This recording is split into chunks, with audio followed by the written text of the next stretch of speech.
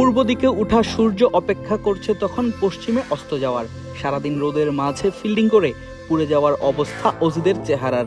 একের পর এক ওভার করেই যাচ্ছেন, লাল বলে বিশ্বের অন্যতম সেরা বোলিং লাইন আপ। সারাদিন বোলিংটা করার পরেও বাংলাদেশের ব্যাটারদের তারা করতে পারছেন না অল আউট। অধিনায়ক প্যাট কামিন্সকে দেখাচ্ছে সম্পূর্ণ ক্লুলেস। কি হচ্ছে কিছুই যেন বুঝতে পারছেন না তিনি। আর এদিকে একের পর এক ওভার করে উইকেট না পাওয়া মিচেল স্টার্ক হয়ে গিয়েছিলেন ফ্রাস্ট্রেটেড। তার রাগটা গিয়ে পড়েছে মেহেদী হাসান মিরাজের উপরই। বলছিলাম ডারউইন টেস্টের দ্বিতীয় দিনের কথা। মিরাজকে বল করে স্টার্ক দাঁড়িয়ে রইলেন পিচের পাশেই, যেখান দিয়ে দৌড়ে রান নেবেন মেহেদী হাসান মিরাজ। বাধ্য হয়েই মিরাজকে দৌড়াতে হলো ডেঞ্জার জোনের মাঝ দিয়ে। আর এতেই মিরাজের উপর চড়াও হন স্টার্ক। হয় কথা কাটাকাটি। আম্পায়ার কুমার ধর্মসেনার সামনেই মিরাজকে হুমকিও দেন এই পেসার, বলেন পিচ থেকে বেরিয়ে যেতে। এমনকি ওভার শেষ করে মিরাজকে মনে করিয়ে দেন এখন সে নেই বাংলাদেশে।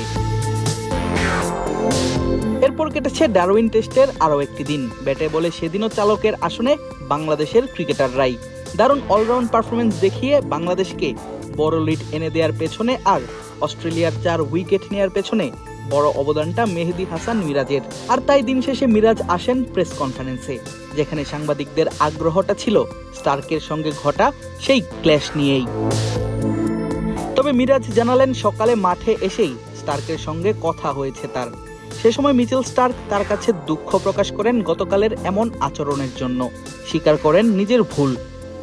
গতকালকে না ওইরকম কোনো কিছু হয়নি, জাস্ট ব্যাটিং করার পর সামনে চলে এসেছিল, আমিও আবার বলটা ওকে দেখতে পারিনি, তো উইকেটের ভিতর থেকে রানটা নিয়েছিলাম। বাট এটা ক্রিকেট খেলার মাঠে হতে পারে। এবং আজকে সকালবেলা ও আমার সাথে কথা বলেছে এবং কালকে যেটা হয়েছে ও বলেছে যে না ইটস ওকে, এটা আমারও ভুল হয়েছে, বাট ঠিক আছে, ইটস ওকে। প্রেস কনফারেন্সে এসে অনেক কিছু নিয়েই কথা বলেন টাইগার এই অলরাউন্ডার। তার খেলা 154 বলে 65 রানের ইনিংস বাংলাদেশকে এনে দেয় বিশাল লিড। শুধু তাই নয়, মিরাজকে ব্যাটিং করতে হয় বোলারদের সঙ্গে করে। হাসান মাহমুদের সঙ্গে 170 বল, তাসকিন আহমেদের সঙ্গে 96 বল আর তাইজুলের সঙ্গে মিরাজ করেন 25 বলের জুটি।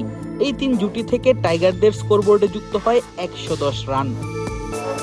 মিরাজ জানান তার ব্যাটিং করাটা ছিল ম্যাচের সেই পরিস্থিতিতে বেশ চ্যালেঞ্জিং। আসলে আমার জন্য একটু টাফ ছিল ব্যাটিংটা, কারণ আমি যখন নেমেছিলাম 2 রান ছিল, মুশফিক ভাই তখন আউট হয়ে গিয়েছে। সো আমি বোলারদেরকে নিয়েই যা রান করেছি বোলারদেরকে নিয়েই করেছি। সো আমার কাছে মনে হয় যে আমার জন্য একটু চ্যালেঞ্জিং ছিল ওই মোমেন্টে রান করাটা। তৃতীয় দিন শেষে স্বাগতিক অস্ট্রেলিয়ার সংগ্রহ 4 উইকেট হারিয়ে 161 রান। বাংলাদেশ থেকে তারা এখনো পিছিয়ে 67 রানে। দেখার পালা চতুর্থ দিনে নিজেদের এমন ডমিনেশনটা ধরে রাখতে পারবে কিনা টাইগাররা। আদিবা শরাফ, ক্রিক ফ্রেন্সি।